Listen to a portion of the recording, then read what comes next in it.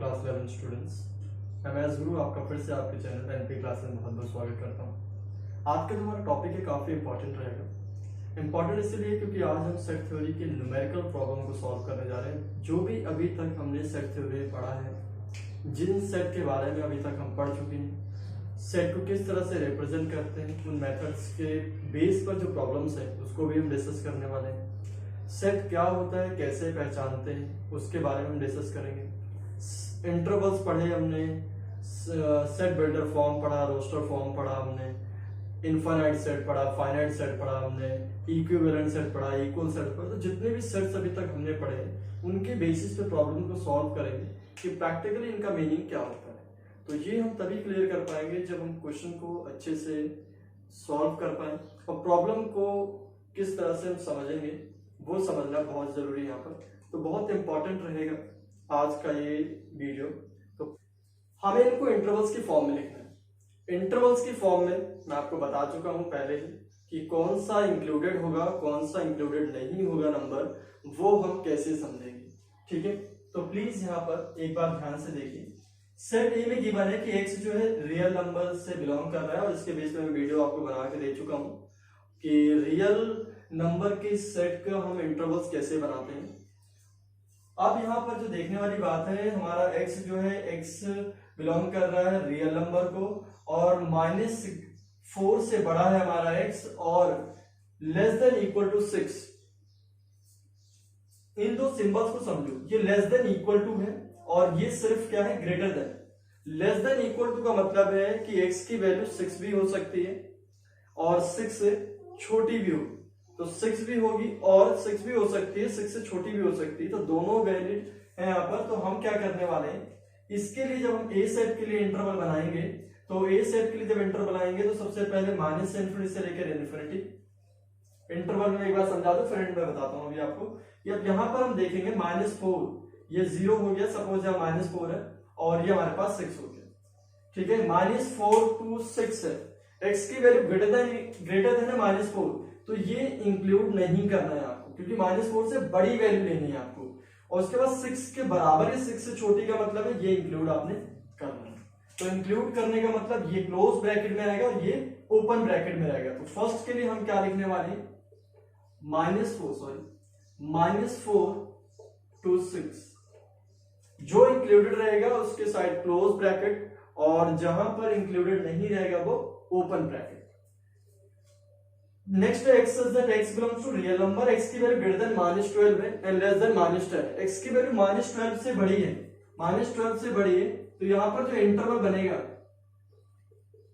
हमारा, जो x belong करेगा, -12 इंक्लूडेड नहीं है, -12 से बड़ा है तो -12 ओपन ब्रैकेट में, और -10 से छोटा तो -10 भी कहां पर होगा, ये हमारा ओपन ब्रैकेट। ठीक है, और मैं बता चुका हूं आपको ओपन ब्रैकेट को हम इस तरह से भी लिखते हैं, इस तरह से होगा, -12 और ये -10। ठीक है, अपोजिट साइड में ओपन होगा।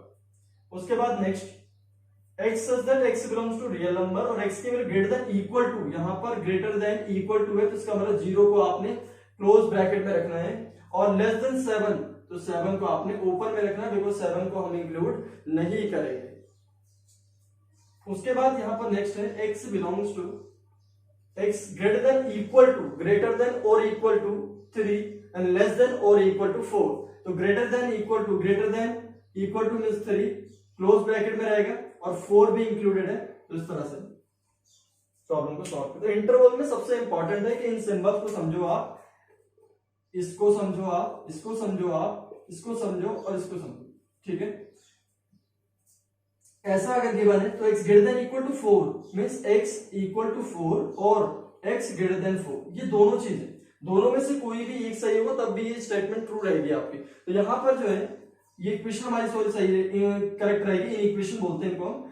x greater than x equal to 4 है, x इक्वल टू 4 और x लेस देन 4, तो इसका मतलब है x की वैल्यू 4 भी हो सकती है और x की वैल्यू 4 से बड़ी भी हो सकती है, तो यहां पर 4 को हम इंक्लूड करेंगे। तो ये चीज बहुत इंपॉर्टेंट है, इक्वल टू का जहां भी सिंबल आपको दिखेगा वहां पर आपने वो वैल्यू इंक्लूड करनी है। और जहां पर इक्वल टू नहीं होगा सिंपल ये दिखेगा, वहां पर आपने इंक्लूड नहीं करना है, उन वैल्यूज को आप इंक्लूड नहीं करेंगे क्योंकि वो ग्रेटर देन या लेस देन होगा। ठीक, सेट बिल्डर फॉर्म में लिखना है। और इंटरवल्स मैं आपको पहले बता चुका हूं कि इंटरवल्स जो भी हम सेट का पढ़ रहे हैं वो रियल नंबर के लिए पढ़ रहे हैं, और रियल नंबर मैं आपको ऑलरेडी बता चुका हूं, रियल नंबर मींस माइनस से इन्फिनिटी टू इन्फिनिटी। ठीक है, माइनस से इन्फिनिटी टू इन्फिनिटी, तो इनके बीच में जो भी वैल्यूज आएंगी हमारे पास वो सभी रियल नंबर्स हैं। तो यहां पर हम क्या लिखने वाले, पहले के लिए मैं सॉल्यूशन निकाल रहा हूं। सॉल्यूशन फॉर फर्स्ट, मैं इसको लिखता हूं, एक सेट ले लेता हूं ए, ठीक है, x सच दैट x, हमने एक वेरिएबल को चुना है, x है वो, x सच दैट मतलब x कैसा है, x जो है x सच दैट x, हमारे पास x जो है ग्रेटर देन -7, x जो है -7 से बड़ा है और लेस देन 0 है, x belongs to real number. ठीक है, अब मैंने दोनों में ये इनइक्वालिटी यूज करी है क्योंकि दोनों ही ओपन ब्रैकेट में, दोनों साइड ब्रैकेट ओपन है, तो दैट मींस ये कोई भी इक्वल टू साइन नहीं दिखेगा।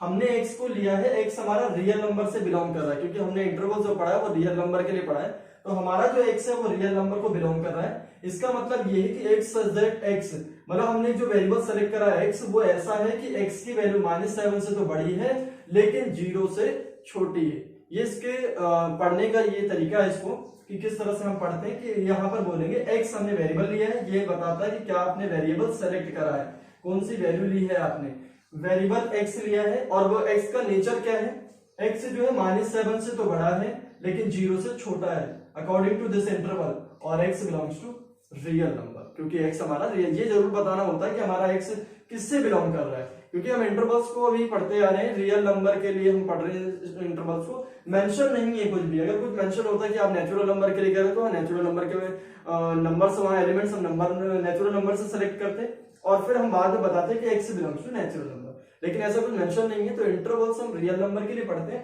दैट्स व्हाई मैंने यहाँ पर x belongs to real number लिया हुआ। ठीक है, नेक्स्ट हमारे पास जो b है, एक सेट ले रहा हूं मैं b, और मेरा जो x है x such that x belongs to, वही मैंने फिर से x लिया और दोनों साइड आप देख रहे हैं क्लोज ब्रैकेट दिख रहा है आपको, तो x सच दैट x, यहां पर नेचर क्या है 6, x जो है ग्रेटर देन इक्वल टू 6 है, लेस देन इक्वल टू क्या है 12, और x ये भी बता देना है कि where x belongs to real number, हमारा जो x है वो रियल नंबर से बिलोंग करेगा। ठीक है, नेक्स्ट पे आते हैं, c सॉल्व करते हैं।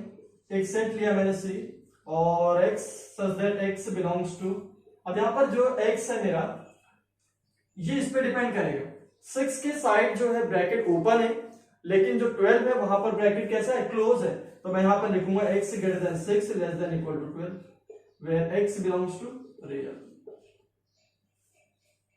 ठीक है, जहां पर इंक्लूडेड होगा, जहां पर क्लोज ब्रैकेट होगा वो इंक्लूड होगा, तो इंक्लूड के लिए आपने इक्वल टू का सिंबल यूज करना है। उसके बाद डी पे आते हैं, डी हमारे पास क्या है, x such that x, nature क्या है -20 ग्रेटर देन इक्वल टू -20, क्योंकि यहां पर -20 के साथ क्लोज ब्रैकेट दिख रहा है, लेस देन 3, और x कैसा होगा, बिलोंग्स टू रियल नंबर, हमारा जो x है वो रियल नंबर से बिलोंग कर रहा है। उसके बाद नेक्स्ट, हाँ डी तक था हमारा, तो ये हमारे पास किस तरह से आप इसको सेट बिल्डर के फॉर्म में लिखेंगे, तो सबसे पहले इंटरवल का नेचर देखना है कैसा है, ओपन है क्लोज है, उसके अकॉर्डिंगली आपने इनइक्वालिटी को पुट करना है। ठीक है, पहला नंबर जो है मैंने आपको पहले बताया हुआ है कि अगर मेरा कोई भी x belongs to A B है कुछ ऐसा, तो x जो है ग्रेटर देन a होता है, लेस देन b होता है, तो ये वाला जो है छोटी वैल्यू होती है, ये बड़ी होती है, तो इसलिए हम इस ऑर्डर को फॉलो करते हैं। तो मैंने वही आपको सारा कुछ लिख के दिखाया। ठीक है, नेक्स्ट प्रॉब्लम को देखते हैं। इस तरह से हम सेट बिल्डर फॉर्म को लिखते हैं, लिखने का तरीका है सेट बिल्डर फॉर्म को। तो पहली चीज आप अब ये भी देखो कि हमारा जो हमने एलिमेंट्स लिए हैं वो किससे बिलोंग कर रहा है, लेकिन यहाँ पर कुछ मेंशन नहीं था, हमने इंटरवल्स को रियल नंबर के लिए पढ़ा हुआ है, तो मैंने यहाँ पर रियल नंबर यूज किया।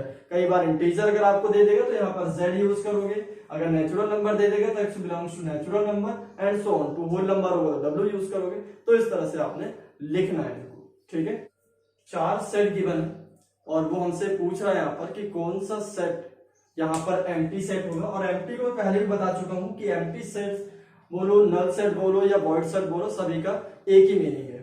तो हम देखते हैं यहाँ पर मेरा जो पहला है set of, first set given है set of all even natural number divisible by 5। ऐसे इवन नंबर लेने हैं, इवन नेचुरल नंबर लेने हमें, ऐसे इवन नेचुरल नंबर लेने हैं जो डिवाइड हो 5 से। तो देखो पहले तो 5 के डिविजिबल देखते हैं कौन कौन से होंगे। एक सेट लिया मैंने, 5 तो हो नहीं सकता क्योंकि ऑड नंबर है वो, 10 होगा, 15 नहीं होगा, 20 होगा, और बाकी से हमें कोई मतलब नहीं है। देखो क्योंकि अगर हमें एम्प्टी सेट बताना है, देखो क्वेश्चन को पढ़ना भी बहुत जरूरी है कि आपको किसके लिए बताना है। ये नहीं कि मुझे सारी टर्म्स निकाल के दिखा देनी है। मुझे अगर एम्प्टी सेट बोला होगा तो इसका मतलब अगर एक भी एलिमेंट उसमें सेट में नहीं आएगा, अगर कोई एक एलिमेंट आ गया किसी सेट में तो एम्प्टी नहीं रहा। एम्प्टी होने के लिए उस सेट में कोई भी एलिमेंट नहीं होना चाहिए। लेकिन अगर हम इस सेट को देखें तो 10 एक भी एलिमेंट आ गया तो आगे करने की हमें जरूरत नहीं है, बिकॉज ये एम्प्टी सेट नहीं रहा, नॉन एम्प्टी। अब इसी तरह से हम सेट बी को देखते हैं। बी में हमें बोला हुआ है कि x square minus 2 equal to 0। हमारा एक्स कैसा है, x square minus 2 equal to 0 के इक्वेशन को फॉलो कर रहा है हमारा एक्स। तो पहले हम यहाँ से सॉल्यूशन से निकाल लेते हैं। तो x square minus 2 equal to 0, x equal to कितना आएगा, √2 प्लस में माइनस √2 आ जाएगा। सॉल्व कर लेना। √2 एंड माइनस √2 हम इसको पहले भी पढ़ चुके हैं। √2, √3, √5, √7 जितने भी हमारे पास परफेक्ट स्क्वायर नंबर्स नहीं है, 2 एक परफेक्ट स्क्वायर नहीं है, तो ये एक इरेशनल नंबर है। और हमारा जो सेट है वो क्या है, रेशनल नंबर। मैं आपको पहले बता चुका हूं ये रेशनल नंबर है, क्योंकि दोनों के लिए सिंबल हम एक ही यूज करते हैं। तो रेशनल नंबर है, और रेशनल नंबर में √2 और √3 तो आएगा ही। तो ये दोनों ही एलिमेंट जो है माइनस √2 और √2, इसका मतलब कोई मीनिंग नहीं, इस सेट को बिलोंग ये नहीं करेंगे। दैट्स वाई कि इस सेट में कोई भी एलिमेंट नहीं आएगा। तो इस सेट को हम इस तरह से लिख सकते हैं, ऐसे या फर्स्ट। तो ये एक एम्प्टी सेट का एग्जांपल है। तो हमारा सेट भी जो है वो एक एम्प्टी सेट हुआ हमारा। उसके बाद सी सेट की बात करते हैं। सी सेट में गिवन है कि x such that x is a natural number, और मेरा x जो है लेस देन 8 है, एंड साइमल्टेनियसली मतलब उसी टाइम पर x जो है ग्रेटर देन 12 है। देखो जरा ध्यान से, अगर मैं ग्राफ दिखाऊं आपको, सपोज यहाँ पर x की वैल्यू 8 है और यहाँ पर x की वैल्यू 12 है। क्या ऐसा पॉसिबल है x की वैल्यू उसी टाइम पर लेस देन 8 हो? x की वैल्यू लेस देन 8 है तो मतलब इधर जाएगा। और उसी टाइम पर अगर सपोज मैं 7 भी लेता हूं एग्जांपल, क्या उसी टाइम पर x की वैल्यू ग्रेटर देन 12 हो सकती है? पॉसिबल नहीं। साइमल्टेनियसली उसी टाइम पर उसने बोला है तो ये वैलिड नहीं है। दैट मींस कि जो मेरा यहाँ पर जो ये सेट होगा वो भी कैसा होगा, एम्प्टी सेट होगा। कैसा होगा सेट, एम्प्टी, क्योंकि इसमें कोई भी एलिमेंट नहीं आएगा, साइमल्टेनियसली हो। हाँ ये हो सकता है कि दो वैल्यूज आ जाए, वो कोई इशू नहीं है, लेकिन एक ही टाइम पर दो वैल्यूज, क्योंकि ये इंटीजर नहीं है, एक ही टाइम पर दो वैल्यूज शो नहीं कर सकता, ये नेचुरल नंबर है हमारे।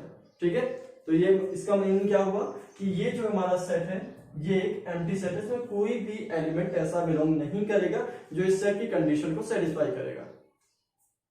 एक्स सच दैट, नेक्स्ट है डी सेट गिवन है, x such that x is a point common to any two parallel lines. चलो ठीक है, डी सेट दिखाता हूं मैं आपको कैसा होगा। डी सेट के लिए मैं यहां पर ऐसे बना रहा हूं, और जरा ध्यान देना, एक मैंने ये लाइन ली L1 और एक मैंने लाइन ली L2। ठीक है, L1 और L2 दो लाइन ले ली मैंने, वैसे एंडलेस होती है लाइन, लेकिन L1 जो है L2 मैंने दो लाइन ले ली, और L1 और L2 दो लाइन में मैं क्या दिखा रहा हूं, दोनों लाइन पैरेलल है। दो लाइन अगर मेरी पैरेलल है तो उसका मतलब है वो कभी एक दूसरे को मिलेंगे नहीं, और जब तक वो एक दूसरे को मिलेंगे नहीं उन दोनों के बीच में कोई भी पॉइंट कॉमन नहीं आएगा। अगर मैं ऐसा एक एग्जांपल लूं तो ये एक कॉमन पॉइंट हम दोनों के बीच में, क्योंकि लाइन इंटरसेक्ट कर रही है, लेकिन जब तक लाइन इंटरसेक्ट नहीं करेंगे उनके बीच में कोई भी पॉइंट कॉमन नहीं हो सकता है। ठीक है, तो ये जो है एक एम्प्टी सेट का एग्जांपल हो, ये हमारा सेट नहीं है, सॉरी ये हमारा सेट तो है लेकिन एम्प्टी सेट नहीं, सॉरी एम्प्टी सेट है, ये हमारा एक एम्प्टी सेट का एग्जांपल। ठीक है, क्योंकि इसमें कोई भी एलिमेंट ऐसा नहीं आएगा जो इस कंडीशन को सेट। बताना है कि इस सेट में कौन सा सेट हमारा फाइनाइट होगा और कौन सा सेट हमारा इनफाइनाइट होगा। तो फाइनाइट और इनफाइनाइट के लिए हमें क्या करना होगा, फाइनाइट और इनफाइनाइट का मतलब पहले समझो। फाइनाइट सेट का मीनिंग क्या था, कि ऐसे सेट जिनमें नंबर ऑफ एलिमेंट्स हमारे फिक्स हैं, काउंटेबल हो, उन्हें हम फाइनाइट सेट बोलेंगे। और ऐसे सेट जिनमें हमें ये ना पता हो कि नंबर ऑफ एलिमेंट्स कितने होंगे, तो इनफाइनाइट एलिमेंट्स हैं वहां पर, तो उन्हें हम इनफाइनाइट सेट बोलते हैं। तो ये हमारा फंडा रहेगा यहाँ पर कि फाइनाइट और इनफाइनाइट को सर्च करने के लिए जिस सेट में नंबर ऑफ एलिमेंट्स हमारे फाइनाइट होंगे वो फाइनाइट सेट है, और जिसमें इनफाइनाइट नंबर ऑफ एलिमेंट्स होंगे वो इनफाइनाइट सेट के एग्जांपल्स होंगे। तो set of concentric circle in a plane, किसी प्लेन में, सपोज मैं फर्स्ट का आंसर कर रहा हूं, कोई भी प्लेन ले लिया हमने 2D 3D प्लेन में, और प्लेन में हम देख रहे हैं सपोज ये हमने क्या लिया है यहाँ पर, ये हमने लिया एक सेंटर है और ये सेंटर और ऐसे हमने सर्कल ड्रॉ करें। तो लेकिन सबसे पहली चीज ये भी पता हो कि कॉन्सेंट्रिक सर्कल क्या है। तो कॉन्सेंट्रिक सर्कल का मीनिंग है एक सेंटर से कितने सर्कल्स हम ड्रॉ कर सकते हैं, कितने भी सर्कल ड्रॉ कर सकते हैं किसी भी सेंटर से जिनका रेडियस डिफरेंट रहेगा। सेंटर एक रहेगा और रेडियस डिफरेंट होंगे, उन सर्कल्स को हम कॉन्सेंट्रिक सर्कल बोलते हैं। तो ऐसे बहुत सारे सर्कल को हम ड्रॉ कर सकते हैं क्योंकि सेंटर तो एक ही रहेगा, यहाँ पर आपने रख के ऐसे आपने सर्कल को ड्रॉ करते रहना। तो इस तरह से इनफाइनाइट नंबर ऑफ सर्कल्स को हम ड्रॉ कर सकते हैं from a given point which is called centre of a circle. तो कंसेंट्रिक सर्कल हम कितने कर सकते हैं, यहाँ पर इनफाइनाइट ड्रॉ कर सकते हैं। तो ये इनफाइनाइट सेट का एक एग्जांपल, ये हमारा एक इनफाइनाइट सेट, ये फर्स्ट। उसके बाद हम आते हैं set of letter of the English alphabets 26, ये फिक्स है तो काउंटेबल रहेगा, तो फाइनाइट है, तो इसको मतलब इसका मतलब हम बोलेंगे यहाँ पर कि ये फाइनाइट सेट है क्योंकि नंबर ऑफ एलिमेंट्स यहाँ पर फाइनाइट है। अब हम आते हैं सी पर। सी पे देखते हैं, सी पे हमारे पास क्या है,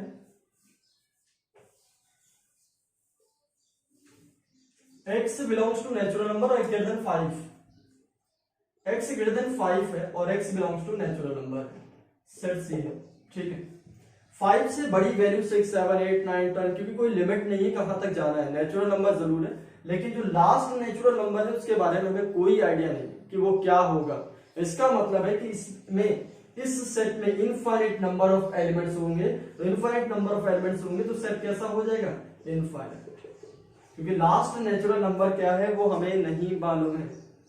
तो कितना, क्योंकि हमें नंबर के बारे में मालूम नहीं तो कितने नंबर्स होंगे, इसलिए ये एलिमेंट इस सेट में इनफाइनाइट आएंगे, तो सेट हमारा कैसा बन जाएगा, इनफाइनाइट सेट बन जाएगा। उसके बाद हम आते हैं डी पर। डी को देखते हैं, x से belongs to natural number, x हमारा नेचुरल नंबर से बिलोंग कर रहा है, लेस देन 200 है, लेस देन 200 है। अगर ये इंटीजर होता, अगर ये सपोज यहां पर ये नेचुरल नंबर ना होकर इंटीजर होता तो ये फिर से एक इनफाइनाइट सेट बनने वाला था, बिकॉज माइनस में नंबर जाते और माइनस इन्फिनिटी तक जाते, और माइनस इन्फिनिटी का हमें कोई आइडिया नहीं कि वो क्या नंबर है, ठीक है। तो यहां पर इनफाइनाइट सेट बन सकता था अगर मेरा सेट कुछ और होता, लेकिन अगर मेरा सेट जो है नेचुरल नंबर को बिलोंग कर रहा है, x मेरा नेचुरल नंबर से बिलोंग कर रहा है, तो 1 से स्टार्ट होगा नेचुरल नंबर, कहां तक जाएगा, 199 तक जाएगा, क्योंकि 200 से छोटा है मेरा x। तो ये नंबर तो काउंटेबल है, फाइनाइट है, इसलिए ये सेट कैसा हो जाएगा, फाइनाइट सेट हो गया। और ये मेरा c जो है, c मेरा कैसा है, इनफाइनाइट। तो इस तरह से हम फाइनाइट और इनफाइनाइट सेट की पहचान कर सकते हैं कि कौन सा सेट फाइनाइट होगा और कौन सा इनफाइनाइट होगा।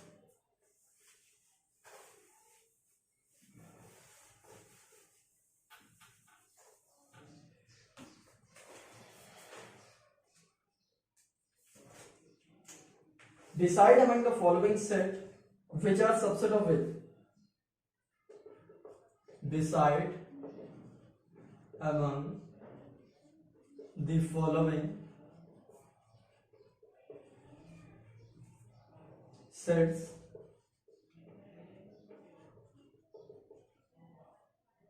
which are subsets of which. तो हमारे पास सेट है x subset x satisfies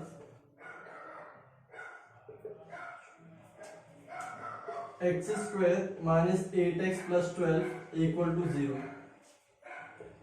B set है 2, 4, 6 एंड C हमारे पास गिवन है 2, 4, 6, 8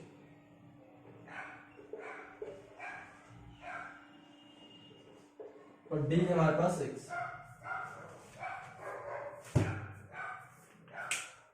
ठीक है, हमें ये डिसाइड करना है कि कौन सा सेट जो है सबसेट होगा और किस सेट का वो सबसेट होगा।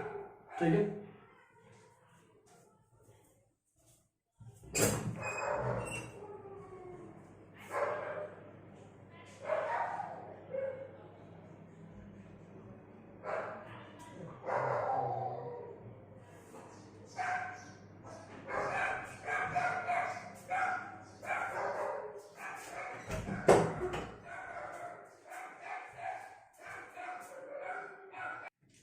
Decide among the following sets which are subset of which. और सबसेट मैंने आपको पहले बताया हुआ कि किसी भी सेट का कोई भी सेट अगर पार्ट, ठीक है ना, पार्ट होगा तो वो उसका क्या कहलाएगा, सबसेट कहलाएगा।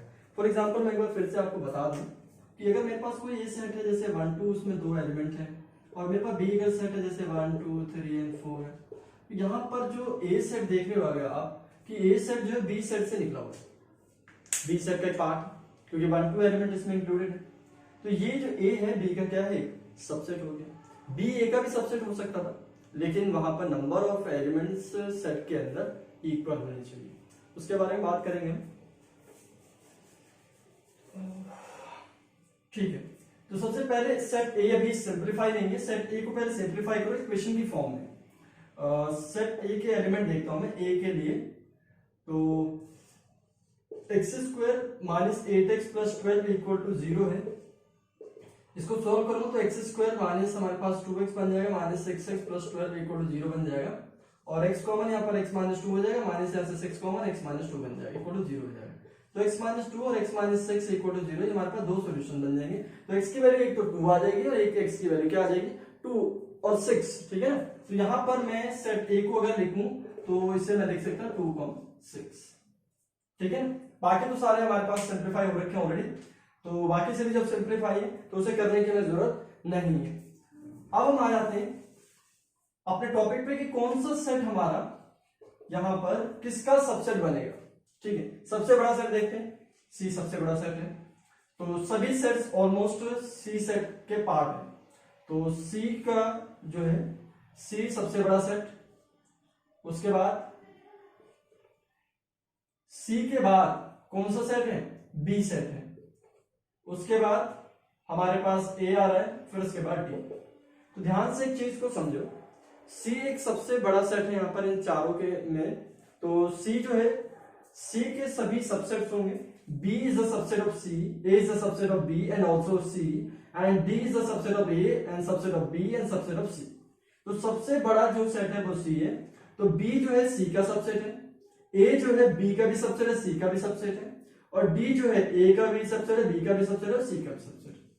ठीक है, ये हमारे पास 3 सेट की बने। और सेट आप देखिए, मेरा जो फर्स्ट जो सेट है x बिलोंग कर रहा है इंटीजर को, और mod x less than equal to 2। आप 10th क्लास में पढ़ चुके हैं मॉड के बारे में कि कोई भी नंबर मॉड के अंदर जो होता है वो नेगेटिव होगा तब भी पॉजिटिव हो जाएगा, पॉजिटिव है फिर भी वो कैसा हो जाएगा, पॉजिटिव रहेगा वो।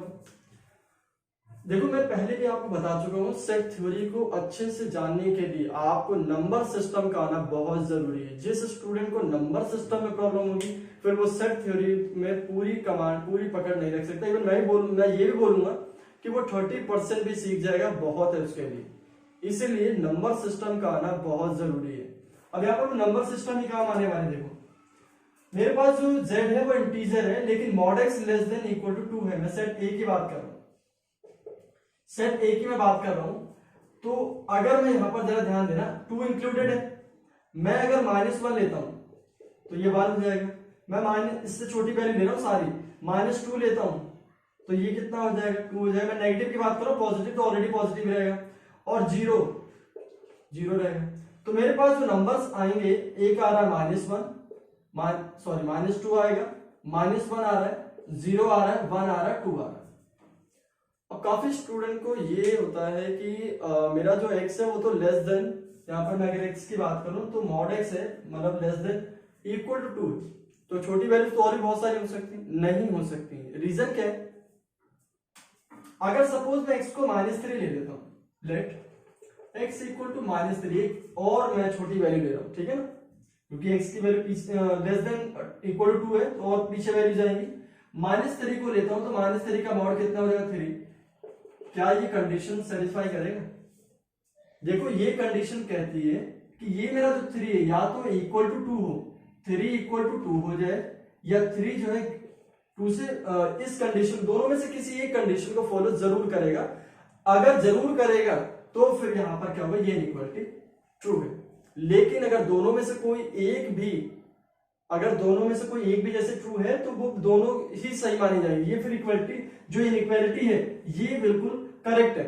लेकिन अगर दोनों में से कोई एक भी कंडीशन अगर सेटिस्फाई नहीं करती है तो फिर वहां पर क्या है कि इस कंडीशन को हम कहते हैं ये इनइक्वालिटी फॉलो नहीं करेगा। ठीक है, अब देखते हैं जरा, क्या 3 2 के बराबर हो सकता है? बिल्कुल नहीं हो सकता। क्या 3 2 से छोटा हो सकता है? वो भी नहीं हो सकता। तो इसका मतलब है कि इससे छोटी वैल्यूज को हम नहीं ले सकते नेगेटिव में, क्योंकि नेगेटिव में जा रहा है। पॉजिटिव वैल्यू तो ले नहीं सकते क्योंकि 2 से छोटा या उसके बराबर है। तो इसका मतलब है कि मेरे पास जो नंबर्स आएंगे रोस्टर फॉर्म में वो क्या आने वाले हैं, ये। तो प्लीज बेसिक कॉन्सेप्ट को भी थोड़ा सा आपने यूज करना है। यहाँ पर इन सब चीजों को करने के लिए आपको नॉलेज होनी चाहिए मॉडुलस के बारे में, नंबर सिस्टम के बारे में, ये सब चीजें बहुत काम आएंगी यहाँ पर। अब नेक्स्ट पे आते हैं, x is a letter of the word proportion. ठीक है, इसके लिए हम लिखेंगे, मैंने आपको पहले भी बताया हुआ है कि कोई भी वर्ड, कोई भी अल्फाबेट हो, कोई भी न्यूमेरिकल वैल्यू हो, रिपीट नहीं होनी चाहिए। बस ये ध्यान में आपको इसको लिखना है। तो यहां पर p हो गया, r आएगा, o आएगा, अगेन p नहीं आएगा ये वाला क्योंकि रिपीट हो रहा है, o नहीं आएगा, r भी नहीं आएगा। अब नेक्स्ट आएगा t, फिर उसके बाद i आएगा, o नहीं आएगा, रिपीट हो रहा है, और फिर n आएगा। ये हमारे पास रोस्टर फॉर्म होगा। कोई भी अल्फाबेट या कोई भी न्यूमेरिकल वैल्यू रिपीट नहीं होनी चाहिए, बस ये माइंड में रखना है आपको है। उसके बाद सेट सी को बनाते हैं। सेट सी में अगर देखें, सेट सी को सिंप्लीफाई करते हैं।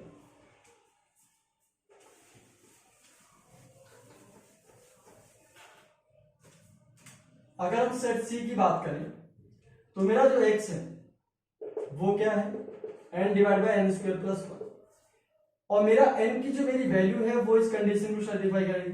n की value greater than equal to 1, मतलब n की वैल्यू 1 हो जाएगी, उससे बड़ी वैल्यू 2 हो जाएगी, फिर उससे बड़ी वैल्यू 3 हो जाएगी। लेकिन यहां पर भी बाउंडेशन है कि n की वैल्यू जो है वो कहां तक होनी चाहिए, 3 के बराबर या उससे छोटी होनी चाहिए। और क्योंकि ये नेचुरल नंबर है तो यहाँ पर फ्रैक्शन में भी कोई वैल्यू आप नहीं ले सकते। तो मेरे पास 3 नंबर मिलते हैं मुझे, 1 2 3 पुट करूंगा तो 1 1 का स्क्वायर 1 1 प्लस 2 1/2, 1 2 का सॉरी 2 2 पुट करो 2 2 का स्क्वायर 4 5 2/5 3 एंड 10। ठीक है, तो ये मेरे पास सी सेट बन जाएगा। ठीक, इस तरह से प्रॉब्लम को सॉल्व करेंगे। तो थोड़ा सा बेसिक कॉन्सेप्ट और नंबर सिस्टम बहुत इंपॉर्टेंट, बार बार बता रहा हूं मैं है कि कौन सा सेट होगा और कौन सा सेट नहीं होगा। तो मैं आपको पहले भी बता चुका हूं इंट्रोडक्शन ऑफ सेट थ्योरी, वहां पर मैंने आपको बताया था कि सेट कहने के लिए, सेट कहलाने के लिए कोई भी स्टेटमेंट क्या कंडीशन होनी चाहिए उसके लिए इंपॉर्टेंट।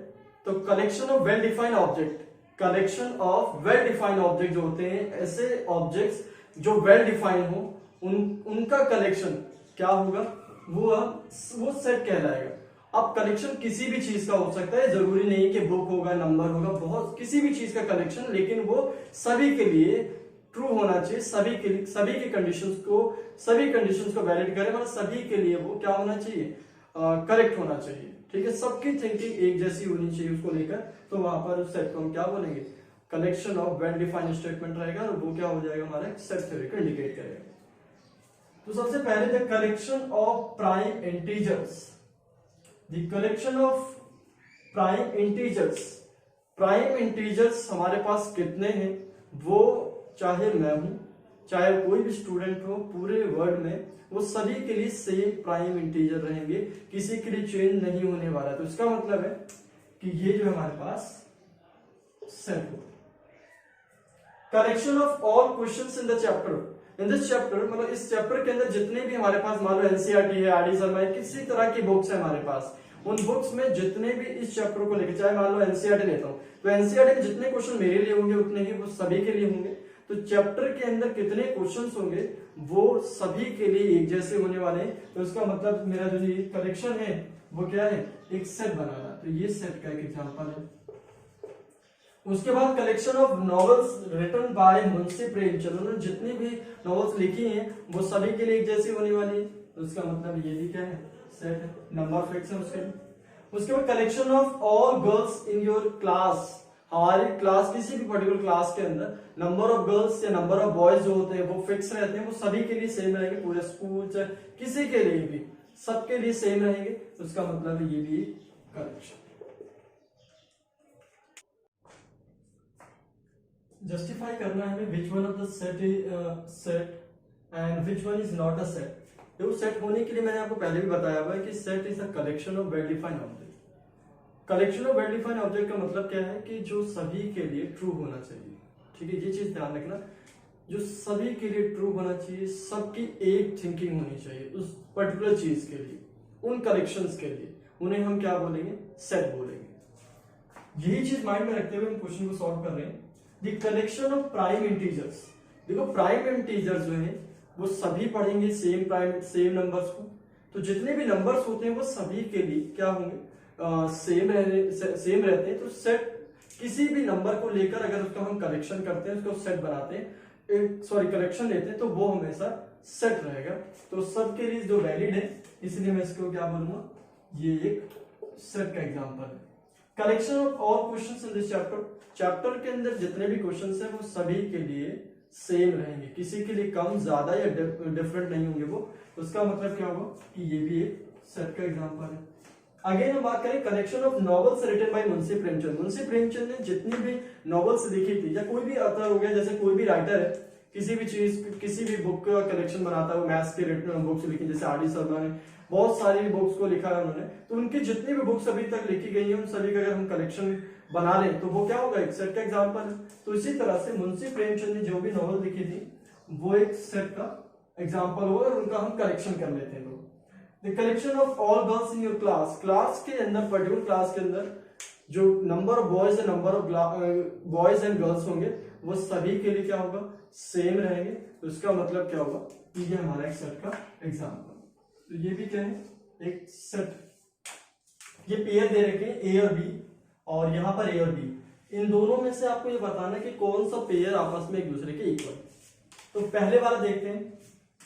फर्स्ट वाले में पहले एलिमेंट जो है हमें रोस्टर फॉर्म में से कन्वर्ट करना पड़ेगा, पहले सिंप्लीफाई करेंगे इसे। तो x square plus 5x plus 6 equal 2x plus 3x और प्लस कितना हमारे पास 6, तो x प्लस 2 आ जाएगा यहाँ से, x प्लस 3 इक्वल टू 0, तो x equal to -2, x equal to -3। मैंने आपको पहले ही बताया था कि अगर कोई भी सेट इक्वल होता है तो क्या मीनिंग है उसका, मीनिंग ये कि सेट में नंबर ऑफ एलिमेंट्स इक्वल हो और वो सेम भी होने चाहिए। अगर बात होती है इक्विवेलेंट सेट की, तो ये सेट जो है ए और बी इक्विवेलेंट हो जाते हैं, क्योंकि नंबर ऑफ एलिमेंट दोनों में क्या है, इक्वल है। लेकिन क्या नंबर ऑफ एलिमेंट सेम है, नहीं। एक है नेचुरल नंबर और दूसरा जो है एक इंटीजर है, तो उसका मतलब ये जो है इवन पेयर जो है इज नॉट अ सेट। तो ये पहला वाला जो है ये इक्वल नहीं है, नॉट इक्वल, ये दोनों एक दूसरे के इक्वल नहीं। ध्यान से सुन लो, अगर इक्विवेलेंट का केस बनता तो ये इक्विवेलेंट थे दोनों, क्योंकि यहाँ पर नंबर ऑफ एलिमेंट्स जो है हमारे वो इक्वल आ रहे हैं लेकिन सेम नहीं है वो, क्योंकि एक है पॉजिटिव नंबर और दूसरा क्या है, नेगेटिव नंबर है हमारे पास। सेकंड देखते हैं बी पार्ट। बी पार्ट को अगर हम देखें तो बी पार्ट में हमारे गिवन है एक्स जो है is a letter of the word valve, ये है, और इसको पहले सिंप्लीफाई बार करते हैं फॉलो। फॉलो के लिए हम एक रोस्टर फॉर्म में अगर जब लिखेंगे तो एफ आ जाएगा, ओ आएगा, एल आ जाएगा, एल 2 है, एक आएगा, फिर ओ दोबारा नहीं आएगा क्योंकि रिपीट हो रहा है। अब आप देख सकते हैं 1 2 3 4 1 2 3 4 नंबर्स हमारे पास 4 है, इक्विवेलेंट तो हो रहे हैं। अब देखते हैं सेम है क्या नंबर, W है इसमें, O है, L है, F है, इसका मतलब ये क्या है, इक्वल, इक्वल सेट्स के एग्जांपल। तो इस तरह से हम इक्वल सेट एंड इक्विवेलेंट में मैं डिफरेंस बता चुका हूँ पहले भी आपको। तो इक्वल सेट के लिए नंबर ऑफ एलिमेंट्स भी इक्वल होनी चाहिए सेट में और वो सेम भी होनी चाहिए। तो ये जो पेयर है, ये पेयर जो सेट बी का, जो बी हमारा क्वेश्चन है उसका जो पेयर है, ये इक्वल सेट के एग्जांपल्स हैं।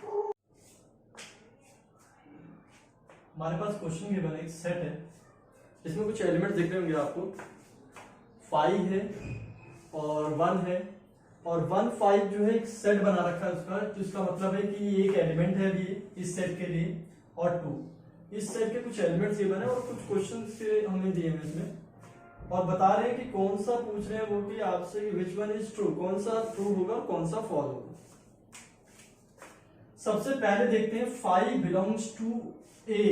देखो ये मैं बता चुका हूं आपको, इसका मतलब है बिलोंग्स टू,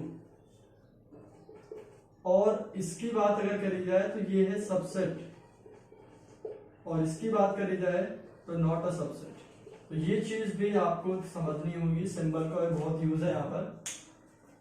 5 बिलोंग्स टू ए, क्या 5 यहाँ पर आपको कहीं दिख रहा है?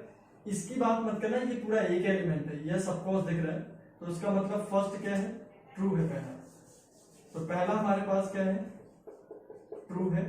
सेकंड देखते हैं, सेकंड में 5 जो है, 5 क्या करा उन्होंने, 5 को लिया और एक उसका सेट बना दिया। 5 एलिमेंट को पिक करा, उसको एक सेट में सेट बना दिया, तो फिर वो अब एलिमेंट नहीं रह गया, अब वो ए का क्या हो गया? पार्ट बन गया। अब उसका एलिमेंट नहीं रहा क्योंकि उसको लेकर उन्होंने एक सेट बना दिया। तो 5 यहाँ पर बिलोंग्स टू नहीं आएगा, 5 इज अ सबसेट ऑफ ए होगा। तो ये सिंबल गलत दिया उन्होंने, तो सेकंड जो है वो फॉल्स है। थर्ड की बात करते हैं, थर्ड पे आ जाए। थर्ड है 1 को लेकर, ये 1 बिल्कुल बिलोंग तो कर रहा है वहां पर, लेकिन उन्होंने क्या किया है कि 1 को लेकर एक सेट बना दिया, और सेट बनाने के बाद आपसे पूछ रहे हैं कि क्या 1 जो है वो सेट ए से बिलोंग करता है? बिल्कुल गलत है ये, क्योंकि 1 अब सबसेट हो गया है ए का, वो उससे बिलोंग नहीं कर रहा है। फोर्थ देखिए, फोर्थ जो है 2 और 5, 2 है और 5, इन दोनों को लेकर उन्होंने क्या करा? 2 को लेकर और 5 को लेकर एक सेट बना दिया, एक सेट बना दिया। और ये पूछ रहे हैं क्या वो ए का सबसेट है? बिल्कुल है। कुछ एलिमेंट्स को लेकर किसी भी, अगर हम सेट के कुछ एलिमेंट्स को लेकर उसका एक सेट बना देते हैं तो वो उसका पार्ट हो गया ना, पार्ट मतलब उसका सबसेट हो गया, तो बिल्कुल ये सही है। ठीक है, इसमें कंफ्यूज मत होना, ये एक ही नंबर है। यहाँ पर 1 और 5 होता तो फिर ये सिंबल नहीं आता, क्योंकि ये 1 5 पूरा एक एलिमेंट है और वो बिलोंग कर रहा है। यहाँ पर 2 देख रहे हो, 2 भी अलग है और 5 भी अलग है, दोनों को लेकर उन्होंने एक सेट बनाया हुआ है। तो ये कंफ्यूजन नहीं होना चाहिए कि 5 उन्होंने कहीं यहाँ से तो ले ली, ये अलग नहीं हो सकते, वो एक ही एलिमेंट है यहाँ पर। अब नेक्स्ट पे आते हैं, फिफ्थ में बोला है कि 2 एक एलिमेंट है, 2 एलिमेंट है एक ए का, तो 2 ए से बिलोंग कर रहा है, सबसेट नहीं है। क्योंकि ये 2 के साथ अगर मैं यहाँ पर करली ब्रेस ऐसे यूज कर करली ब्रेसेस, तो फिर ये क्या बनता है? सबसेट बन जाता। लेकिन अभी क्या है, वो उसका एक एलिमेंट है, मतलब बिलोंग करेगा इस सेट से, उसको सबसेट नहीं होगा। तो ये क्या है? फॉल्स। नेक्स्ट पे आ जाओ, 6 में क्या है? 2 है, ठीक है, 2 है, 1 है। 1 को क्या करा उन्होंने? सबसे पहले 1 को एक एलिमेंट था 1 पहले, उन्होंने क्या करा? उसको लेकर एक सेट बना दिया, और सेट बनाने के बाद अगेन उन्होंने किसी एक सेट में रख दिया। अब वो बोल रहे हैं कि क्या ये इसका सबसेट होगा? ये जो कंडीशन है क्या उसका सबसेट होगा? कभी भी नहीं होगा, क्योंकि अगर यहाँ पर 2 भी किसी भी, देखो ध्यान से, अगर 2 भी यहाँ पर क्या होता, एक और सेट 2 का बना देते तो ये पार सेट की तरफ जाने लग जाता, क्योंकि कलेक्शन ऑफ दिस सबसेट, किसी भी सेट का जितने भी सबसेट बनेंगे उनका कलेक्शन अगर करके एक सेट बना दें हम खुद फिर दोबारा, तो वो पार सेट हो जाता है। तो यहाँ पर ये सबसेट नहीं होगा, और सिंबल भी बिल्कुल करेक्ट दिया हुआ उन्होंने, ये होगा ट्रू, क्योंकि ये इसका सबसेट नहीं हो सकता। अगर ये सिर्फ 1 होता तो फिर सही था, तो यहाँ पर ये गलत हो जाता, फिर ये फॉल्स हो जाता, क्योंकि 2 और 1 क्या है? उसको 2 और 1 एलिमेंट थे, वो लेकर हमने एक पेयर बना, एक सेट बना दिया, वो उसका सबसेट हो जाएगा। लेकिन यहाँ पर 1 जो है उन्होंने पहले ऑलरेडी 1 का एक सेट बना रखा है, और फिर उसको उन्होंने यहाँ पर पुट किया हुआ है, तो ये इसका सबसेट नहीं है, बिल्कुल सही है। 7 उन्होंने 2 को लिया, उसका एक सबसेट बनाया, 1 लिया, उसका एक सबसेट बना दिया, फिर एक सबसेट उन्होंने उसके ऊपर बना दिया, तो ये पार सेट की तरफ जा रहा है, ये इसका सबसेट नहीं है। यहाँ पर ये क्या है? ट्रू है, बिल्कुल सही है, क्योंकि उन्होंने भी ये बता रखा है आपको। 6 कहाँ गया हमारा, 6 ट्रू था और 7 भी हमारा ट्रू है। 8 पे आते हैं। 8 पे क्या है, 5 लिया उन्होंने, यहां से 5 लिया, ठीक है, और 5 का एक उन्होंने सेट भी बना दिया, ठीक है। फिर 1 और 5 लिया, उसका एक एलिमेंट था ये, ठीक है, ये भी एलिमेंट है, और इसको लिया उन्होंने सेट बनाया, ठीक है। लेकिन ये वाला जो 5 है ना, ये प्रॉब्लम क्रिएट कर रहा है। इस 5 को लेकर उन्होंने एक सेट बनाया, फिर उसको अगेन एक सेट में रख दिया और बोल रहे हैं सबसेट है क्या, नहीं है, बिल्कुल ये फॉल्स है। ये तब ट्रू होता जब ये 5 इसके अंदर नहीं आता, और रिपीट तो होना ही चाहिए था। तो यहां पर ये अगर एलिमेंट ना होता तो ये क्या हो जाता, एक सबसेट कहलाता। क्यों, क्योंकि 5 भी बिलोंग कर रहा है और ये एक ही एलिमेंट है, मैं पहले भी आपको बता चुका हूं। तो फिर इन दोनों एलिमेंट्स को लेकर उन्होंने एक सेट बनाया, तो फिर ये सबसेट हो सकता था, लेकिन इसकी वजह से वो सबसेट नहीं बन पाएगा। और 10th देखिए, सॉरी 8th है ये, और उसके बाद 9th है। 8 तो हमारा फॉल्स है और 9th जो है उसका आंसर देना है। 9 को देखिए, 5 लिया उन्होंने, ठीक है, उसका सेट ऑलरेडी बना चुके हैं, फिर उन्होंने क्या करा, उसको फिर एक सेट में रख दिया, ठीक है, तो ये इसका सबसेट नहीं होगा, ये फॉल्स। इस तरह से हमें बिलोंग्स टू कौन बिलोंग करेगा, कौन नहीं करेगा, ये पहचान में आना बहुत जरूरी है। देखो ऑलरेडी क्या है, ये जो 1 और 5 है ऑलरेडी क्या है, उसका एक एलिमेंट है ये, ठीक है। इसके ऊपर अगर आप वहां पर एक कर्ली ब्रेसेस यूज करते हैं, तब वो क्या हो जाएगा, एक सबसेट बनेगा। लेकिन अभी फिलहाल ये सिर्फ एलिमेंट है, तो 1 5 को मैं ये लिख सकता हूँ, 1 और 5 जो है इसको मैं लिख के ऐसे बिलोंग्स टू कर दूंगा, तो ये सही है, क्योंकि वो उसका एलिमेंट है। लेकिन हाँ, इसको मैं ऐसे लिख दूं अगर सपोज यहां पर, तो ये क्या होगा, फिर ये एलिमेंट नहीं रह जाएगा, वो सबसेट बन जाएगा, ठीक है। हमारे पास एक यूनिवर्सल सेट हमने दिया हुआ है।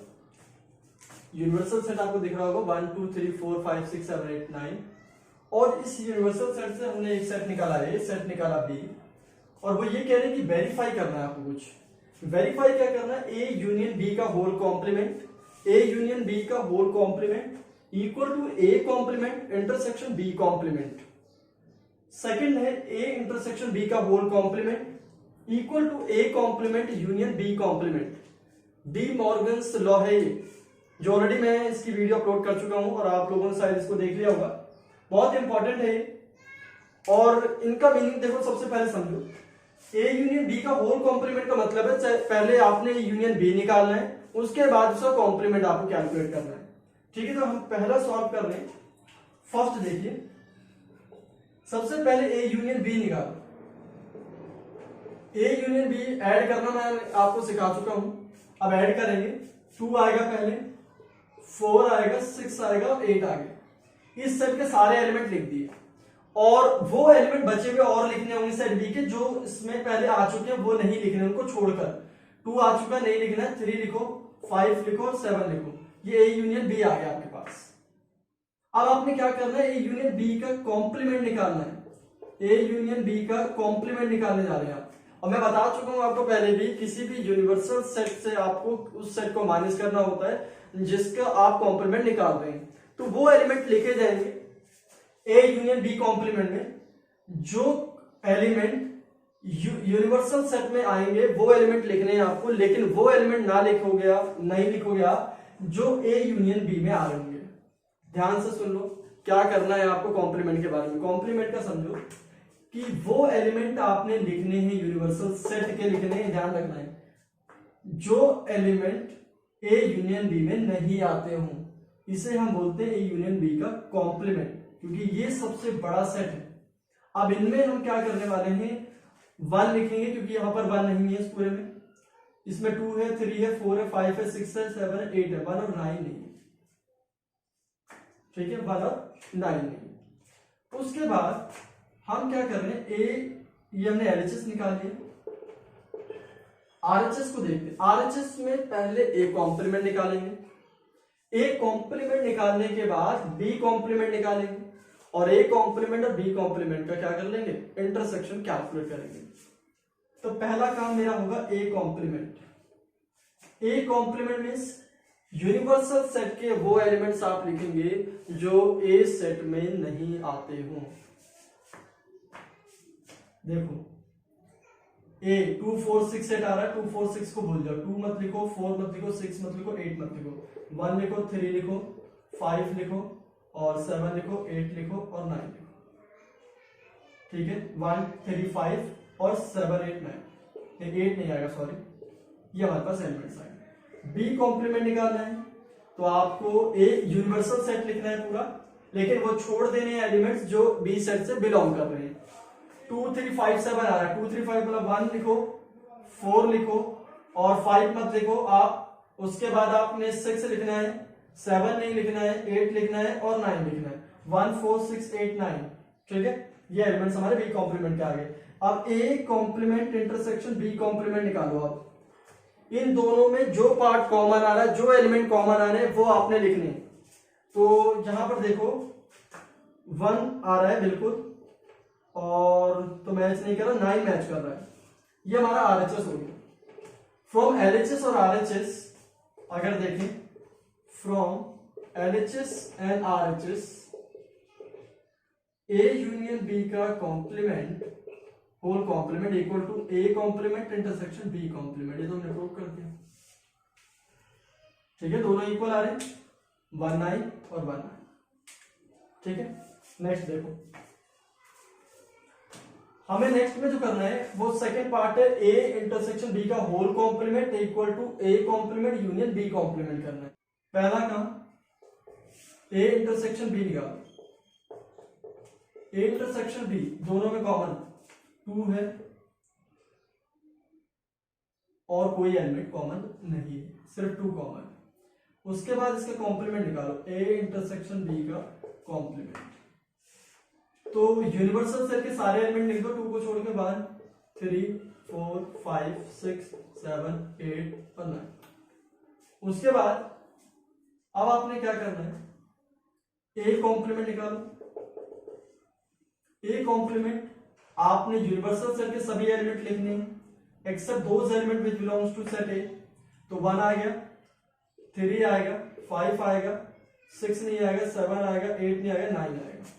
बी कॉम्प्लीमेंट लिखो, बी कॉम्प्लीमेंट में आपने 1 लिखना है, बी के एलिमेंट छोड़ के सारे यूनिवर्सल सेट के एलिमेंट लिखो। 2 छोड़ दो, 3 छोड़ दो, 4 आ जाएगा, 5 नहीं आएगा, 6 आ जाएगा, 7 नहीं आएगा, 8 आ जाएगा, 9 आ जाएगा। अब आपने क्या करना है, ये तो हमारा हो गया एलएचएस। अब हम आरएचएस को देख रहे हैं। आरएचएस में दोनों का यूनियन लेना है आपको, A complement union B complement, दोनों को ऐड करना है। 1 आ गया, 3 आ गया, 5 आ गया, 7 आ गया, 9 आ गया। पहले सेट के सारे एलिमेंट लिख दिए हमने। अब सेट बी में जो जो सेम होंगे वो नहीं लिखना है, 1 नहीं लिखना है, 4 लिख दो और 6 लिख दो और 8 लिख दो। ठीक है, हमने क्या करा, 9 लिखा था ना, हाँ ठीक, 1 3 5 6 7 8 9 सभी एलिमेंट को आप चेक कर लो, दोनों ही ये फर्स्ट और सेकंड से, फ्रॉम फर्स्ट एंड सेकंड क्या चीज हुआ, ए इंटरसेक्शन बी का whole complement equal to A complement union B complement, ये हमने प्रूव कर दिया। ठीक है, तो जैसे आपको गिवन होगा क्वेश्चन के अंदर वैसे ही आपने उनको सॉल्व करना है। सबसे पहले मैंने ए यूनियन बी निकाला, फिर इनका कॉम्प्लीमेंट करा, लेकिन इनमें ऐसा नहीं था, पहले ये नहीं करना कि ए इंटरसेक्शन बी निकाल लिया फिर कॉम्प्लीमेंट, वो उसका होल कॉम्प्लीमेंट हो जाएगा। पहले ए कॉम्प्लीमेंट निकाला, फिर बी कॉम्प्लीमेंट निकाला, फिर दोनों में जो कॉमन आ रहा था वो कर दिया, उसके बाद अपने ऑटोमेटिकली वो ट्रू होगा। और क्योंकि ये लॉ जो है वेरीफाई हो रखा है ऑलरेडी, तो ये जो है लॉ, ये जो इक्वेशन गिवन है, ये आपको बिल्कुल ये प्रूव होनी चाहिए थी, तो ये प्रूव ऑलरेडी मैं कर चुका हूँ। तो ध्यान से ये समझना होगा आपको कि ऑपरेशन कैसे लगाना है। यूनियन का पहले यूनियन निकाला फिर कॉम्प्लीमेंट करना है, या पहले कॉम्प्लीमेंट निकाले फिर यूनियन करना है, तो वो डिपेंड करेगा होल है या वो सेपरेटली। तो सबसे पहले हम फर्स्ट को सॉल्व कर लें।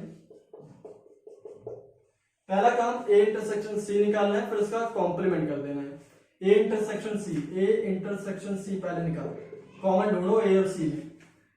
ए और सी में कॉमन पार्ट 4 दिख रहा है मेरे को तो, और 3 भी दिख रहा है। 3 और 4 जो है इसमें 2 एलिमेंट मिल जाएंगे, 3 और 4। अब इनका कॉम्प्लीमेंट निकालना, कॉम्प्लीमेंट के लिए यूनिवर्सल सेट की तरफ जाना पड़ेगा। यूनिवर्सल सेट के सारे एलिमेंट लिख दो, लेकिन वो एलिमेंट मत लिखो जो ए इंटरसेक्शन सी में आ रहे हैं, यही मीनिंग है इसका। 1 2 आएगा, 3 4 को छोड़ दो, 5 आ गया, 6 आ गया, 7 आ गया, 8 आ गया, 9 आ गया। ये हमारे पास ए इंटरसेक्शन सी का होल कॉम्प्लीमेंट आ चुका है। ठीक है, नेक्स्ट सेकंड देखो, सेकंड में उन्होंने बोला हुआ है कि ए यूनियन बी निकालो, उसका होल कॉम्प्लीमेंट कर दो। तो पहले ए यूनियन बी निकालेंगे हम। ए यूनियन बी दोनों सेट को ऐड करना है, तरीका बता रहा हूं।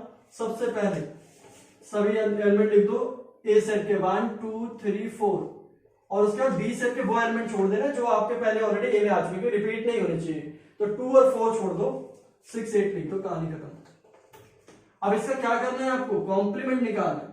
कॉम्प्लीमेंट का मतलब है आपको यूनिवर्सल सेट की तरफ जाना पड़ेगा और वो एलिमेंट यूनिवर्सल सेट के आपने यहां पर लिखने हैं जो सेट ए यूनियन बी में ना आते हो। ए यूनियन बी में 1 2 3 4 6 8 आ रहा है, तो शुरू के आपके पास सभी एलिमेंट्स आ रहे हैं, 5 छोड़ के, 7 छोड़ के और 9। ये आपके पास 3 एलिमेंट्स हैं। ठीक है, नेक्स्ट देखो किसी भी सेट का अगर आपने इसका कॉम्प्लीमेंट किया तो वहां पर यूनिवर्सल सेट के एलिमेंट लिखे जाएंगे, बट वो एलिमेंट छोड़ के जिस सेट का आप कॉम्प्लीमेंट निकाल रहे हैं। लेकिन अगेन उसको कॉम्प्लीमेंट कर दोगे तो वो वापस वही सेट आ जाएगा। और इसमें जो है ए कॉम्प्लीमेंट, इसका फिर कॉम्प्लीमेंट करूंगा तो वापस ए आ जाएगा। ये देखो कैसे आएगा, ए पहले देखो क्या है, ए कॉम्प्लीमेंट निकाल रहा हूं मैं। ए कॉम्प्लीमेंट में 1 2 3 4 पहले लिखा हुआ है, छोड़ के 5 6 7 8 9 लिख दो, 5 6 7 8 9, क्योंकि यूनिवर्सल सेट के एलिमेंट लिखूंगा लेकिन ए सेट के वो एलिमेंट छोड़ दूंगा, जो ये एलिमेंट छोड़ दूंगा ए सेट के, जो कहते हैं जो सेट ए के एलिमेंट है वो छोड़ के बाकी सारे एलिमेंट लिख दूंगा, वो मेरा ए कॉम्प्लीमेंट आ जाएगा। और एलिमेंट मैंने यूनिवर्सल सेट के लिखे, लेकिन कौन से छोड़ दी, जो ए सेट में आ रहे हैं। अब मैं क्या करूंगा, इसका अगेन कॉम्प्लीमेंट निकालूंगा, फिर वापस मैं यहां आऊंगा। अब मेरा ये सेट है, पहले ए था, अब मेरा सेट ए कॉम्प्लीमेंट है। अब ए कॉम्प्लीमेंट में जो एलिमेंट्स है 5 6 7 8 9, 5 6 7 8 9 को छोड़ दो और बाकी एलिमेंट सारे लिख लो आप।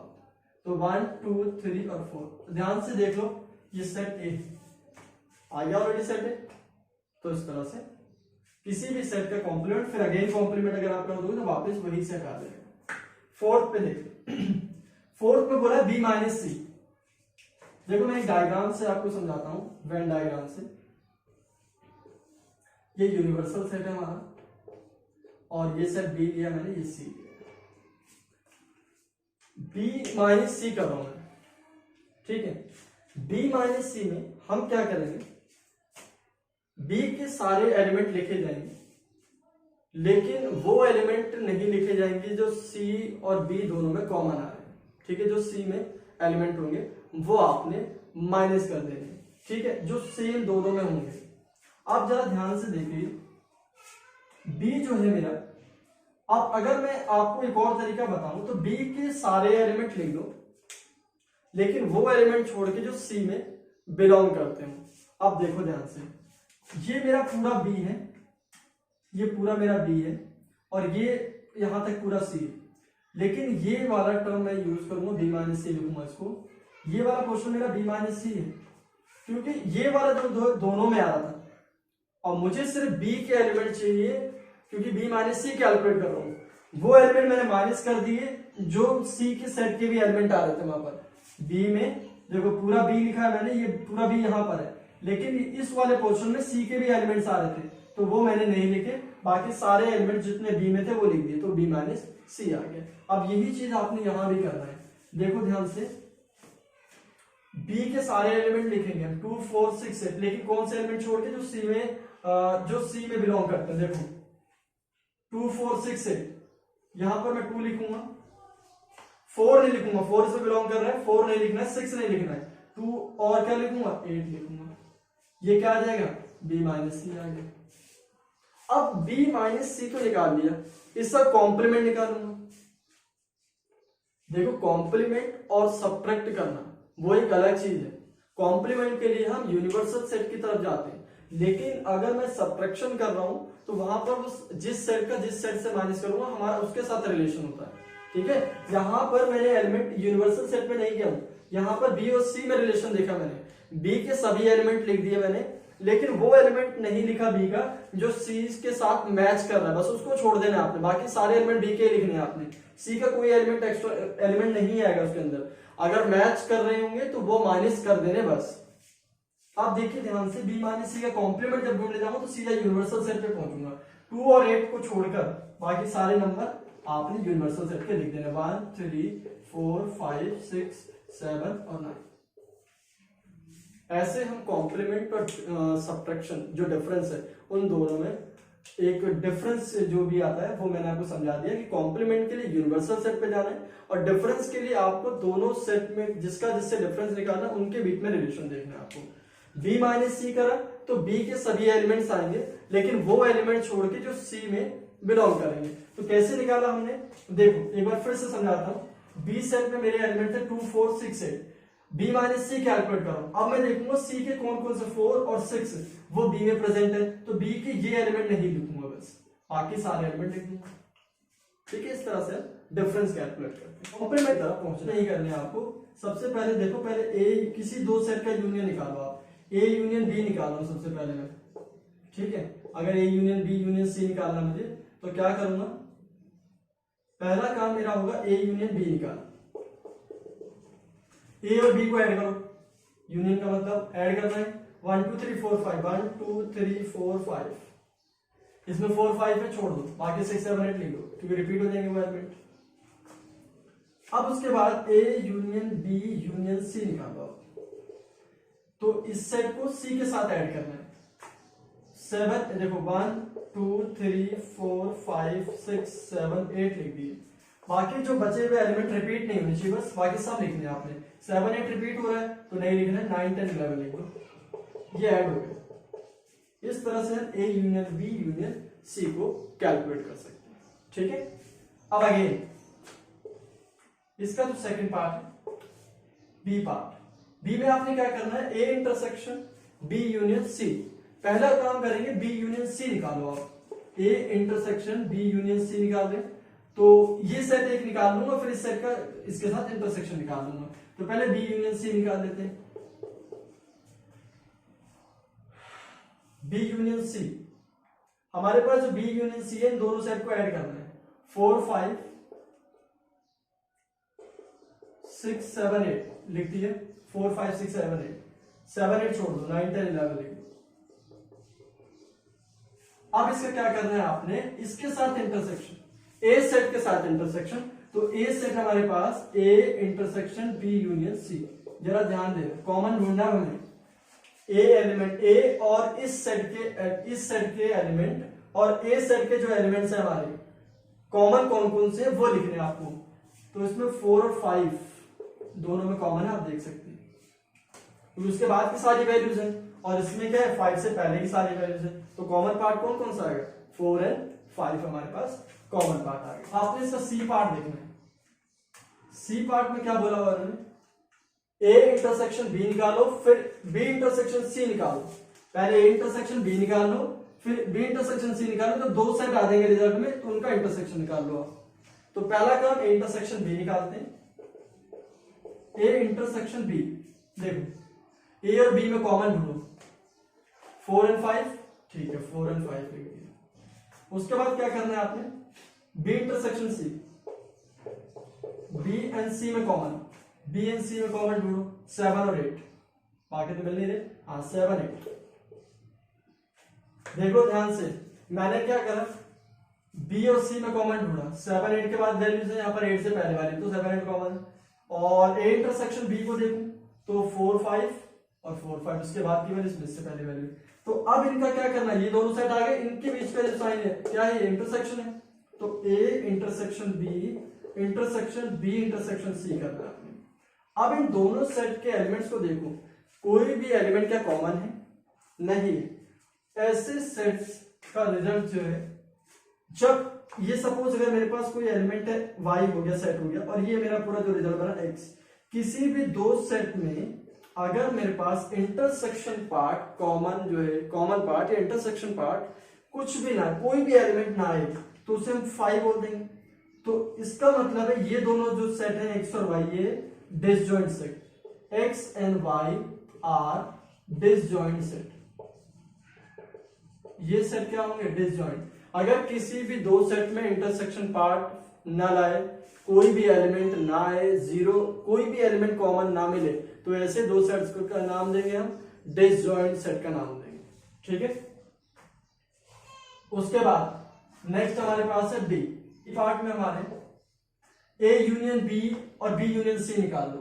ए यूनियन बी निकालो, बी यूनियन सी निकालो और उनका इंटरसेक्शन निकाल लो। तो पहला काम ए यूनियन बी निकालो, दोनों सेट को ऐड कर दो, 1 2 3 4 5 लिखा, उसके बाद की वैल्यू 6 7 8, रिपीट नहीं करना कोई भी, ठीक है, चाहे डिजिट हो चाहे वो वर्ड हो। तो यहाँ पर उसके बाद ए यूनियन बी हो गया।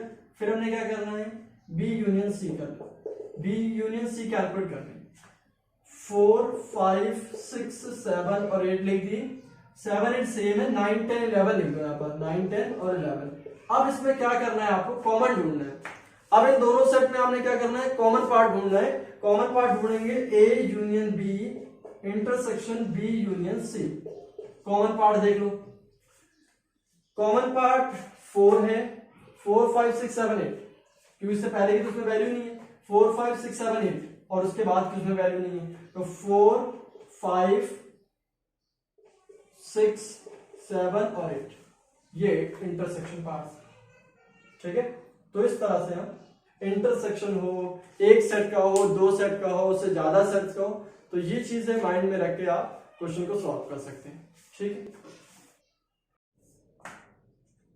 हमारे पास सेट गिवन है 1 2 4 5, एक सेट बी गिवन है, एक सेट सी गिवन है। जो हमें प्रूव करना है वो वेरीफाई ये करना है कि A intersection B del C और equal to A intersection B del C. इसका मतलब, डेल का मतलब क्या, मैं समझा दूं आपको। अगर मेरे पास सपोज एक्स डेल वाई ऐसा लिखा है, इसे बोलते हैं symmetric difference between two sets. तो X minus Y union Y minus X, ये इसका मीनिंग है। ठीक है, ये चीज समझ में आना जरूरी है। अब जरा ध्यान दो, पहले आप इसको कैलकुलेट करो। तो बी, मैं फर्स्ट पार्ट कर रहा हूं, बी डेल सी कैलकुलेट कर रहा हूं, बी माइनस सी, और यूनियन किसके साथ, यूनियन सी माइनस बी के साथ। एक सेट निकालते हैं यहाँ पर पहले, तो बी माइनस सी, बी माइनस सी कैलकुलेट कर रहा हूं, तो बी के एलिमेंट लिखूंगा, लेकिन सी के एलिमेंट जो मैच कर रहे हैं उन्हें हटाने, बस 5 6 5 6 5 6 मैच कर रहे हैं, तो 2 3 लिखा जाएगा, तो ये आ गया 2 3। ठीक है, यूनियन सी माइनस बी, सी से अब बी को माइनस करो, तो 5 6 कॉमन है, 4 7 आ जाएगा, ये हमने कर दिया। अब क्या करना है आपको, इसकी जो वैल्यू आई है इसका आप किसके साथ कैलकुलेट करना है, इंटरसेक्शन ए के साथ निकालना है, ए इंटरसेक्शन निकालना, ए इंटरसेक्शन। तो ए सेट के एलिमेंट लिख लो 1 2 4 5। ठीक है, इसका यूनियन पहले कैलकुलेट करो, इसका जब यूनियन आएगा वो क्या आएगा, 2 3 4 7। तो यहां पर ए मैं कैलकुलेट कर रहा हूं इंटरसेक्शन बी डेल सी, तो ए से इनके कौन से एलिमेंट मैच कर रहे हैं वो देखो, 4 मैच कर रहा सिर्फ, ये आ गया फर्स्ट पार्ट। ये एलएचएस सॉल्व करा हमने, ये हमारा एलएचएस हो गया। अब हम आरएचएस को सॉल्व करते हैं। एलएचएस के बाद अब हम सॉल्व करेंगे आरएचएस को। अब आरएचएस में ए इंटरसेक्शन बी, पहले ए इंटरसेक्शन बी, ए और बी में कॉमन देखना है, तो 2 कॉमन है और 5 कॉमन, 2 5 आ गया। उसके बाद ए इंटरसेक्शन सी कैलकुलेट करो, हमने ए इंटरसेक्शन सी कैलकुलेट करा, तो ए इंटरसेक्शन सी क्या आएगा, ए और सी के कॉमन पार्ट देखो, दोनों में 4 5 कॉमन, आई थिंक 4 5, ये 4 5 आ गया। अब इनके बीच में क्या करना है आपको, इनका सिमेट्रिक डिफरेंस निकालना है। सिमेट्रिक डिफरेंस निकालना है, तो इसको थोड़ी देर के लिए मैं एक्स ले लेता हूं और इसको मैं थोड़ी देर के लिए वाई ले लेता हूं। तो मैं कैलकुलेट करूंगा बेसिकली एक्स डेल वाई, मैं लिखूंगा x minus Y union Y minus x. अब देखो ये एक्स है और ये है वाई, एक्स माइनस वाई, दोनों में सेम एलिमेंट 5 है, तो इस सेट में इस सेट के एलिमेंट लिखे जाएंगे ना, बस छोड़ के वो एलिमेंट जो उसमें मैच करेंगे। तो यहाँ पर 4 5 है, यहाँ पर 2 5 है, तो 5 5 तो सेम है, तो ये एलिमेंट तो नहीं लिखेंगे, कौन सा एलिमेंट लिखना है, 2 लिखना है, तो यहाँ पर आ गया 2 यूनियन। अब इसमें से इसको माइनस करना है, तो 5 5 दोनों सेम है, ये एलिमेंट आएगा 4, ये आ गया 4, अब इनका दोनों को क्या करना है, आपने यूनियन कैलकुलेट करना है। अब इन दोनों का यूनियन क्या आएगा, 2 4 आएगा। कितना आ जाएगा, 2 और 4 आ गया हमारे पास। अब 2 और 4 हमारे पास ये वैल्यू आ गई, ये वैल्यू आ गई। अब इनके इसके बाद हमने क्या करना है, इन दोनों का यूनियन कैलकुलेट करना है। यूनियन आ गया 2, 4। अब अगेन हम जरा यहां देखते हैं ध्यान से, हमने जो इससे पहले एलएचएस सॉल्व किया, एलएचएस के ऊपर आओ, एक ये हमारा है और ये यहां पर एक 2 भी आ रहा है कॉमन,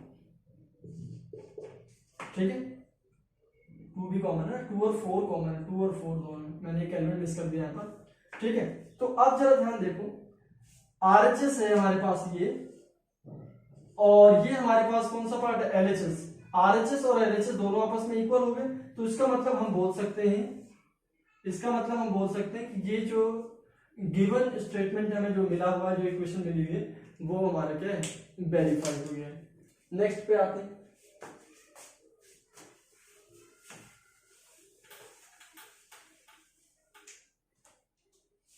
नेक्स्ट जो प्रॉब्लम है हमारी, अब फर्स्ट को हटा दो, सेकंड में ए माइनस क्या करना है हमें, बी यूनियन सी। तो सबसे पहला काम, हमें बी यूनियन सी कैलकुलेट करना है। बी यूनियन सी, बी और सी का यूनियन, तो पहले आप बी यूनियन सी निकाल लो, 2 3 5 6 लिख दो, 2 3 5 6, और सी के 5 6 छोड़ के 4 7 और लिख दो। अब क्या करो, ए से माइनस कर दो, ए माइनस बी यूनियन सी, ठीक है। तो माइनस करेंगे तो ए सेट के एलिमेंट ही लिखने हैं आपको, 1 लिखो क्योंकि 1 इसमें नहीं आ रहा है, 2 आ रहा है नहीं लिखेंगे, 4 है इसमें, 4 भी है, 5 भी, तो 1 आएगा सर। ये हो गया एलएचएस। अब आरएचएस की बारी है। आरएचएस में हमारे पास ए माइनस बी है, पहले ए माइनस बी निकाल लो। ए से बी को हम माइनस कर रहे हैं, ठीक है। एलिमेंट ए के लिखे जाएंगे, 1 लिखूंगा क्योंकि 1 इसमें नहीं है, 2 नहीं लिखूंगा, 4 भी लिखूंगा, 5 नहीं लिख सकता। उसके बाद ए माइनस सी लिखो, ए से सी को माइनस करो, सी ये रहा, 1 लिखो, 1 है, 2 लिखो, 2 भी लिख सकता हूं, 4 नहीं लिख सकता इसमें है, 5 नहीं लिख सकता इसमें है। अब आगे मेरे पास ए माइनस बी और ए माइनस सी आ गया। अब इनका इंटरसेक्शन पार्ट, इनका कॉमन निकालो, तो A minus B intersection A minus, ये हमारे पास क्या क्या आ जाएंगे, देखो इंटरसेक्शन पार्ट क्या कॉमन है इनमें, 1 कॉमन है सिर्फ, ये हमारा आरएचएस हो गया। आप एलएचएस और आरएचएस को देख लो, एलएचएस में 1, आरएचएस में एक ही एलिमेंट आया 1, तो ये आपस में दोनों इक्वल हो, ये वेरीफाई करना था।